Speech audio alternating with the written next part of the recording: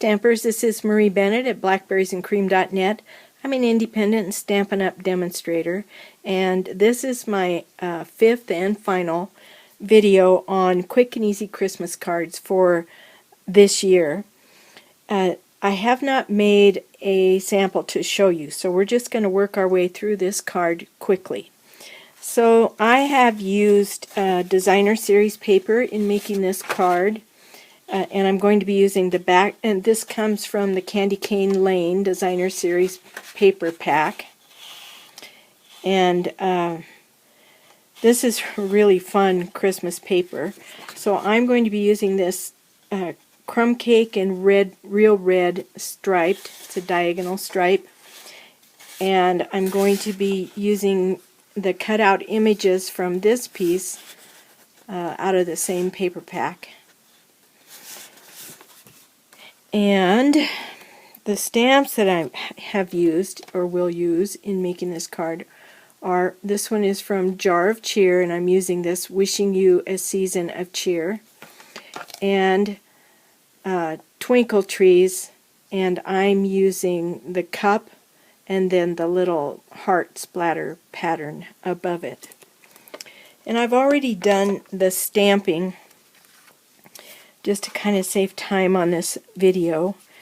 So for the inside of the card in real red, I stamped the little mug with the heart splatter above it.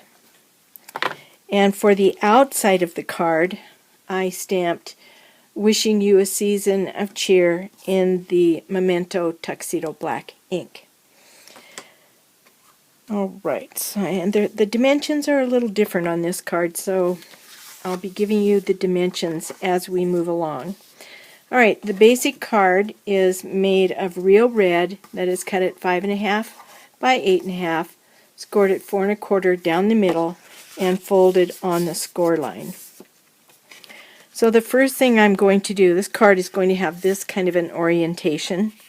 First thing I'm going to do is using snail adhesive, I'm going to adhere this to the inside of the card.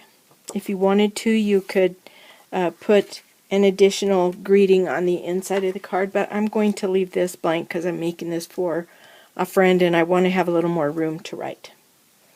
So using my snail adhesive, I'll stick this in the card.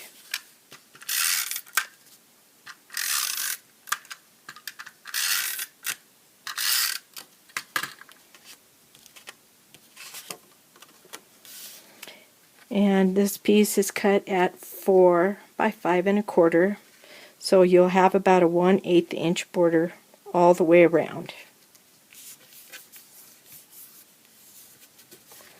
Okay. On the outside of the card, the first layer is crumb cake, and it also is cut at 4 by 5 1/4, and I'm just going to adhere that right now right to the front of the card.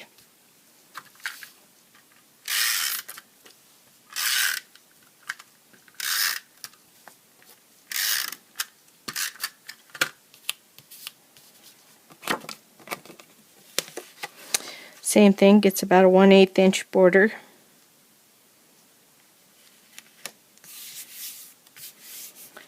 Okay, so the next layer is this piece of Whisper White, and this has been cut at 3 3/4 by 5 inches.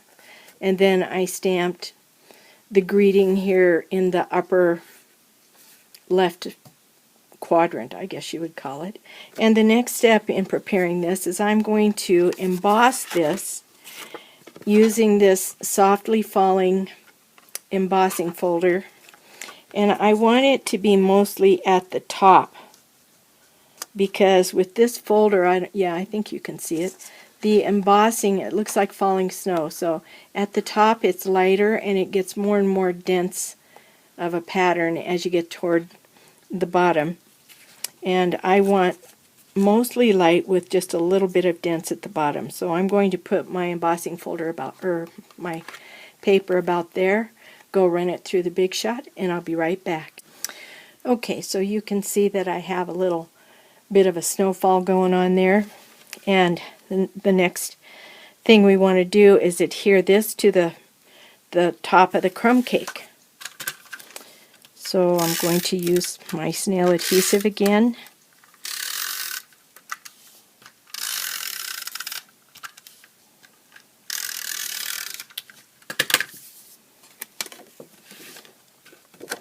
This also will be about another 1/4 of an inch, or I'm sorry, 1/8 of an inch border all the way around.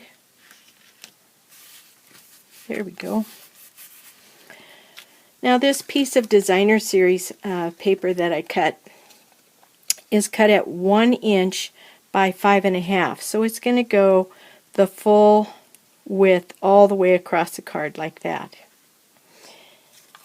And I'm going to give it plenty of snail adhesive because of the embossing.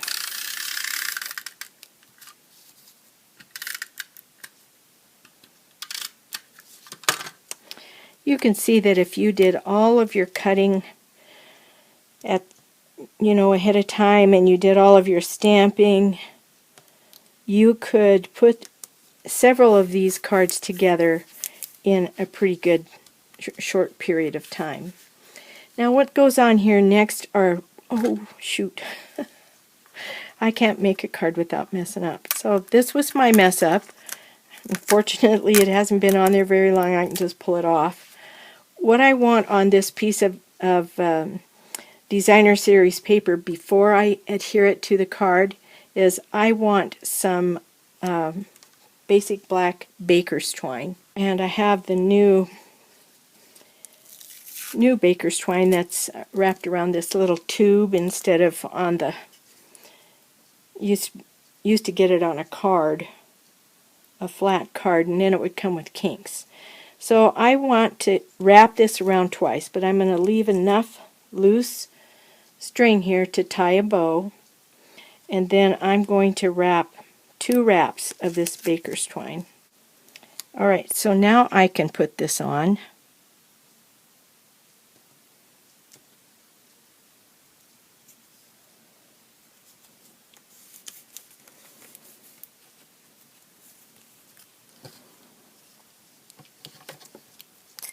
And I'm going to cut it off about maybe like right there, and then I'm going to tie a bow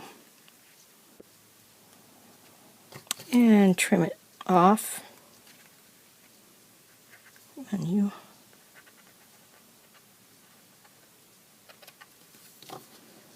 there. Okay, I have already cut these little shapes out of this designer series paper, and I'm going to use all 4 of these on this card. The star is going to go up here, like right there, and I need a glue dot for that.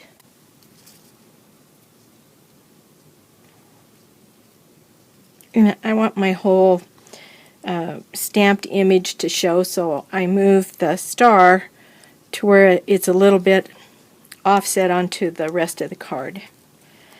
Okay, then the tree, I'm going to put 2 glue dots on the tree.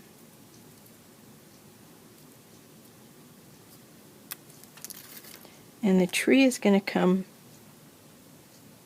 over here toward this edge, like right there at an angle. And then I'll do the mitten next, same thing at a little bit of an angle, 2 glue dots. And then this little gingerbread boy is going to go over the top of both of these, and I'm going to use a dimensional for him. Okay, and he's going to go so he's sort of standing right on the bottom of this designer series paper. There. Now that's the basic card. If you want to glitz this up a little bit, you can use some, like a 2-way glue pen or a fine tip glue pen. Put a little glue down and sprinkle on some of this the white mica flakes that is in the new catalog, and that would glitz that up quite a bit. I'm going to leave this one this way, and then I'll make another one off camera glitz it up and I'll show you the comparison. So I'll be back. Okay, so here's the glitzy one. A little bit of shimmer on it, and here's the plain one. So I'm just going to let you decide which one you like better. I think I kind of like the plain one a little better. Well, I can't take credit for this card because I found this card on Pinterest, and it was originally pinned by a demonstrator named Sandy Mott, and her website is www.thescrappin'Stamp.shop, and that's all one word, Scrappin' Stamp Shot, and there's no G on Scrappin', .blogspot.com. Sandy Mott, www.thescrappin'Stampshop.blogspot.com. So she's got lots of other really cool ideas over there. You might want to go check her out. Well, thanks for watching, and happy stamping. Bye.